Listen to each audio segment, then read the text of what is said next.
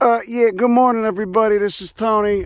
You're watching another episode of Crime Pays My Bonnie Doesn't. Yet another episode of this goddamn show.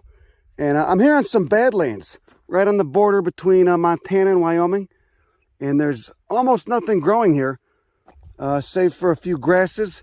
And it's buckwheat, which is doing mighty fine, in full flower, despite the obviously harsh conditions it's in. So you know my attention's already aroused. Forgive the blood, I fell on a barbed wire fence while trying to hop it. You know, it was some old wood. I'm going to have to write a letter to the rancher. Or maybe it was the BLM. And inform them that their wood quality, that pine log they were using, was not up to par. You know? But you got to be careful because you never know, who's going to be dumb enough to take you seriously and not catch the humor. I do come from California recently, so they do that a lot out there. Anyway, look at the involucre here. Not the involucre, the whole goddamn inflorescence. Looks like a single capitate inflorescence. It's actually many. You could see many involucres there. Very woolly stem. Woolly stem. Look, got your stamens out, dongs out, 9 stamens out of each one of those flowers. Eriogonums can be a fucking nightmare to key out, but if you can get it down to genus, you're doing good, okay? If I help you, the next time you go on a family vacation, the next time you get drug out to somewhere you don't want to be, you find some Badlands, okay, west of that 100th meridian, where it starts drying out a little bit, and you'll find a nice Eriogonum, all right? Then you write me a little note, and you say, hey, Tony, thanks a lot. I figured out what genus it's in. It's pretty easy. That's the easy part. Figuring out which species is a fucking nightmare. But as you can see, this plant, this buckwheat, this Eriogonum is doing very fine here. First little bit of diversity we've had besides some grasses on these Badlands. You got a little Artemisia. Got some Sporobolus in there, that little grass right there. This is already, this is incredible. This is just fucking, some people see a bunch of barren shit. I see some hot action. I see some nice action. This thing is everywhere. This buckwheat is everywhere. Anyway, let's move on down the road, see what we can find. Mixture of Paleocene sediments. You got some nice sandstone there. We've been seeing coal beds all up and down away. And by we, I mean me and the dogs. Uh-oh, we got some diversity. What's up here? We got a species of roost. These tend to form colonies. Poison oak family, Anacardiaceae. Looks like roost trilobata. But that's the first thing I seen besides these buckwheats. Oh, we got another species of Eriogonum. Another buckwheat. Oh my God. Look at that red stem. Woolly abaxial surfaces to those leaves. And here's the involucre. Oh, you got little yellow flowers. Yellow tepals. You got inflorescence branches right here. Then you got inflorescence bracts right there. Let's flip it around. How many involucres? 1 involucre per inflorescence branch, it looks like. But that's the first other Eriogonum I've seen. Definitely, these guys they're holding it down. They're the dominant species here. They can do something the other plants can't.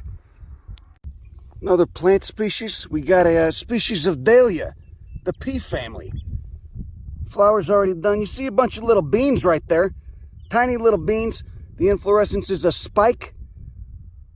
But again, they're way past done. But you see those little pinnate slash, if they're not pinnated, they don't have that extra series, they're just triphid leaves. Looks like perhaps an Oriocaria. And another astragalus.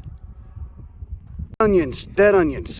And then up top you just see those little plates of limestone just falling as the softer rock beneath them weathers and erodes. You might like this landscape, you might like the way it looks, but can you really get to know a landscape if you can't name any of the plants on it? If you have no familiarity at all? That's originally what got me into this, is I liked being out here so much, I wanted to know more. Well, that's one of the things that got me into it. A little bit of misanthropy was another one, but I think it's all healthy. Oh, look, we got a Hymenopappus still going off. Fuzzyinvolucres.com. Rayless flowers, no ligules. Discoid flowers, brown anther tubes. Yellow styles poking out. in keeping with the tradition of seemingly well over 70% of the family. We got Comandra, the bastard toadflax right there. Partial parasite with the rubbery leaves.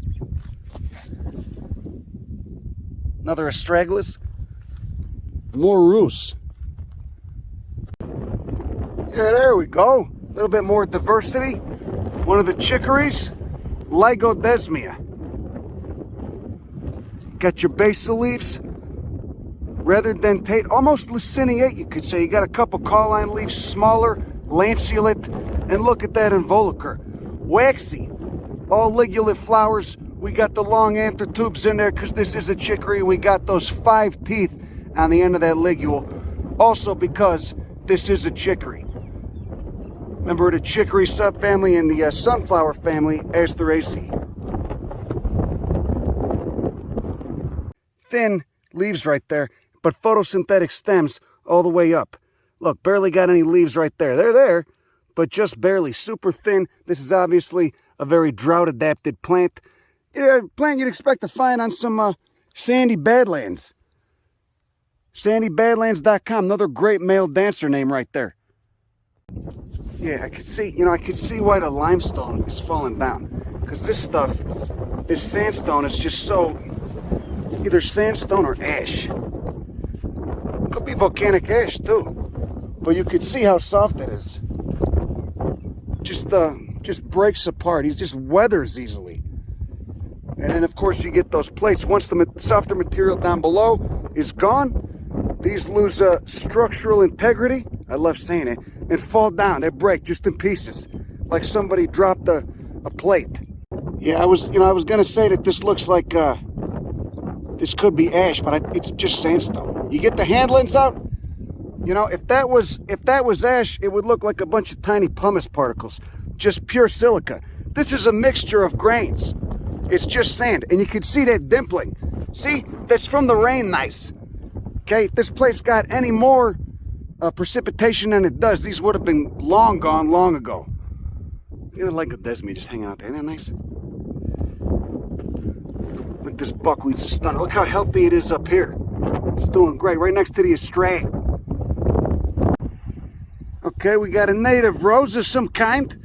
You got your dentate, actually it's more like a serrate margin right there in the little leaflets. Woody. Thorns, what the shit, no flowers, who knows what type. Rosa can be hard to key out. Again, get it down to genus, you'll be fine. You're doing fine. You're doing fine. I just bummed those swallows out. I didn't mean to. Sorry, guys, you could go back up there.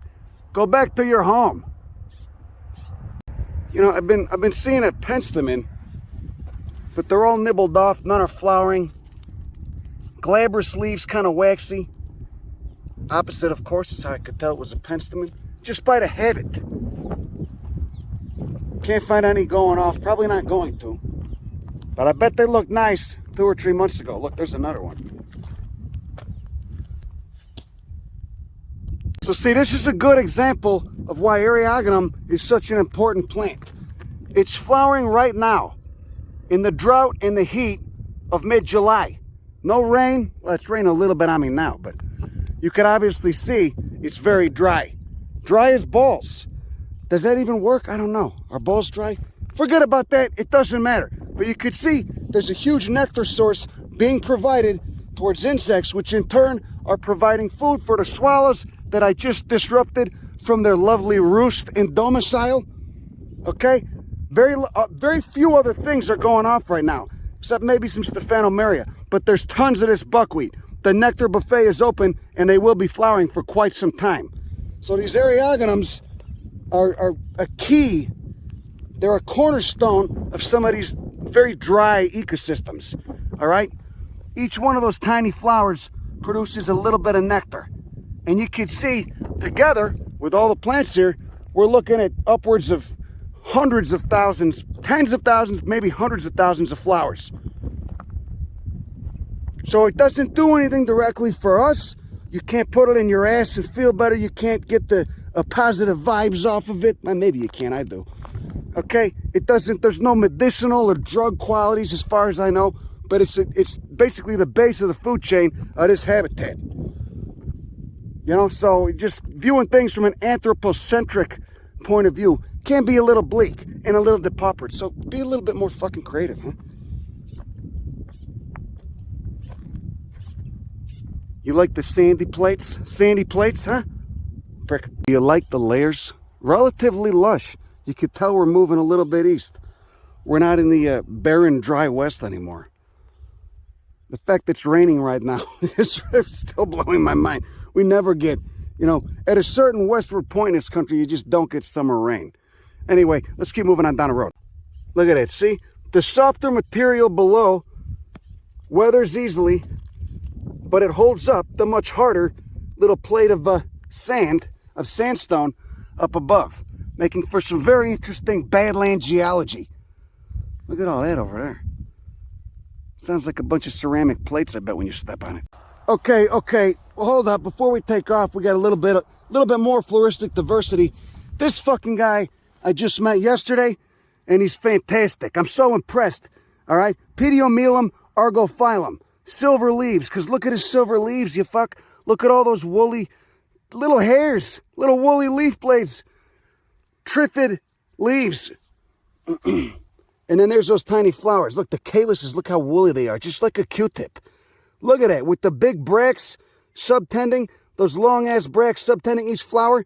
Now, these weren't as impressive as the ones I saw on the eastern slope of the Bighorn Range yesterday, but fuck me, this is a great plant, all right? Yeah, I guess you get it in Wisconsin too, but that's the eastern edge of its range. It's mostly a plains plant, all right? Almost kind of looks like a lupin, but quite distinct, especially that folding, that the distinct folding. I mean, there's a number of factors. I don't want to fuck your head up, but just know, Pediomelum argophyllum. Ah, what a stunner. Just coming up amidst all the grasses, invasive grasses and other bullshit right on the Badlands. Okay, so now we're a little ways down the road, okay? Came up to a rock outcropping. Bunch of good stuff here. You can see we got a campanula right there, and we got a real nice milkweed right there. Look at those flowers. What the shit is going on with those flowers? So reduced. Just basically a gynostegium with no hoods. And then even crazier, what we got going on down here, a metasequoia fossil. Look at that. Just coming straight out the goddamn hillside. All right? It's raining on me. I don't care. You know, I'll get pissed on while I, look for Paleocene fossils on the side of the road and get gawked at by people in Montana. It's fine with me. Very, very interesting shit going on here. Maybe the rain will let up, maybe not. Who gives a shit? Look at that milkweed. Oh my God. Okay, I went back to the truck and got the umbrella. See, there's what's very obviously the edge of a leaf. All kinds of stuff in here. Looks like a relatively large leaf too, which implies to me that the temperature was quite warm, at least in the summertime. But if these are Paleocene in age, which I believe they are, you bet your ass it was indeed quite warm. I mean, they were fucking... You had forests up in the Arctic, for Christ's sake. Just little bits of stems and whatnot. That, that metasequoia leaf, that dawn redwood leaf really gave it away, though. Anyway, so back to these flowers. You got those hoods, but they just like, they look like little teeth just pressed against that gynostegium. Heavily reduced. You know, every milkweed species has flowers that are just a slight variation on the same theme of 5 hoods, 5 petals, a gynostegium, and 5 stigmatic slits. Wild. Just coming out of the side of the slope right there. Right next to the, all those Eocene plant fossils. You know, some of these leaves are not very, they didn't leave a good impression, you know? It's kind of what people say about me a lot of the time. Oh, there's one. They're very faint. See? Look at that. It looks like a member of the avocado family. Almost like a bay or something. Lauraceae. Look at that. There's a cordate leaf. Just stuck right there in these little boulders on the side of the hill. Right next to the Dalea. Look at that. It's a goddamn 6-inch long leaf. Yeah, these were warm forests. Probably similar in climate to the southeast, to Louisiana. That's a nice one. God, I wonder how many species are in the flora here. To go back to the Eocene.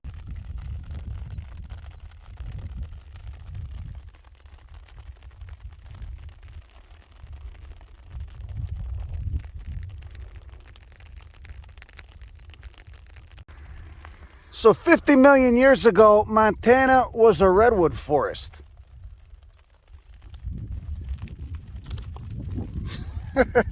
More wonders of geology.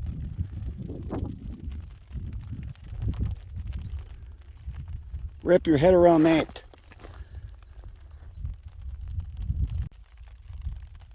Look at it, just right. I didn't even set that up. There's just that much stuff here. Definitely much easier to see when it's wet though, and all the mud has been washed off of it. And they're pretty faint, so I don't know how long they would last exposed to the atmosphere, but you can tell there's got to be hundreds of thousands of them in there. Oh look, you got an onograd. See those pink flowers? Onograceae, the evening primrose family. Looks like you got a birch as well. Yeah, that Gora, that Onothera is just coming up everywhere. Look at the leaves on it. Very reduced. Look, and then over here, just a little ways down, depositional environment changed. Almost no fossils, which is a shame because this material is a little bit more tough and would hold up a little bit. That other stuff is kind of soft, that shale.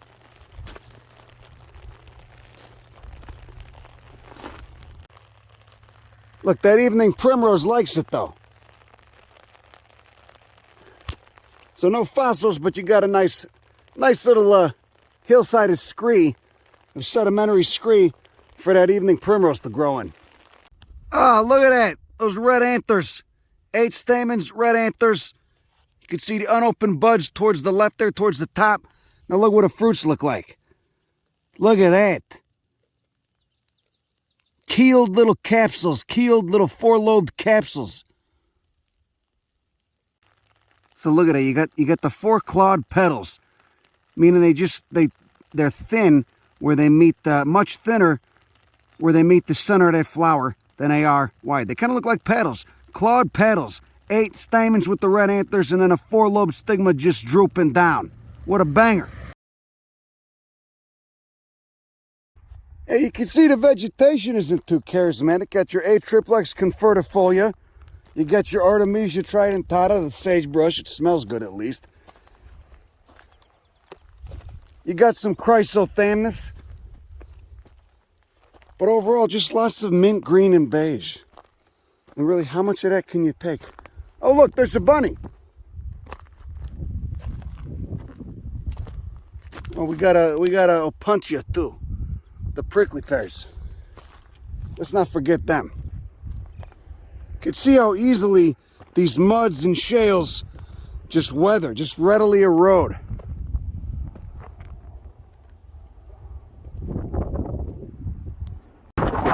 So the vegetation's kind of boring, but the geology's not. The geology's pretty nice. You can see all of it because that vegetation is so non-existent. Including, look at this, looks like some sort of, it feels very iron rich, pretty heavy for what it is. Maybe some sort of hematite or laterite, whatever it is, you could tell it's got some metal in there. Look, here's more of that strange metalloid rock. Holy shit, yeah, that's heavy. That feels like a fucking, like a tie plate on the railroad. You know, the plates they put between the rail and the tie to hold the fucking, and then actually put the rail spike through. The fuck is a giant piece of iron doing here? How did the iron form? What happened? Why's it got the little piecemeal dimpling on top? Huh?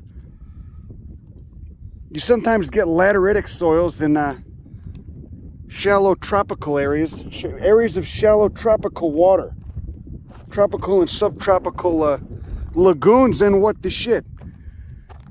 That prickly pear is the only plant that looks happy. And of course, anytime you're in Badlands, it seems like you're gonna get some petrified wood, nicely permineralized with silica.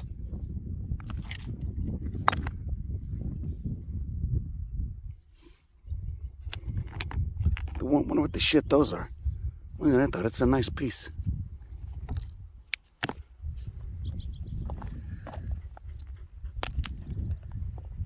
You know, I think that these two are just chunks of petrified logs. Chunks of petrified logs. Rather large ones.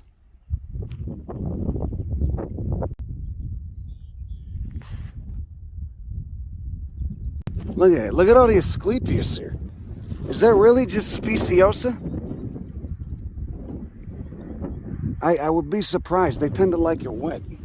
But it does kind of look like it. It's too hard to tell with the flowers all dried up. This guy was just starting to go off, and then maybe he's still got it in him. Who knows?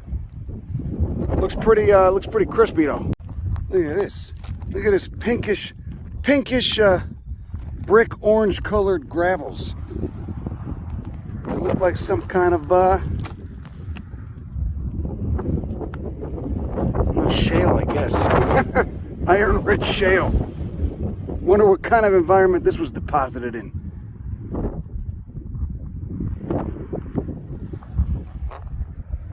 Just putting the pieces of the puzzle together. It's all geology is. At least sedimentary geology. Well, I guess other geology too, but at least sedimentary geology. You're trying to figure out what kind of environment different sediments were deposited in. Was there secondary alteration? What's happened since they were all laid down nice? And then, of course, there's that whole deep time thing to give you some perspective on your own insignificance, which I think is wonderful. All right, now I mean it. That's all I got. Have a good rest of your evening. I'm going to try not to get rained on. Go fuck yourself. Bye.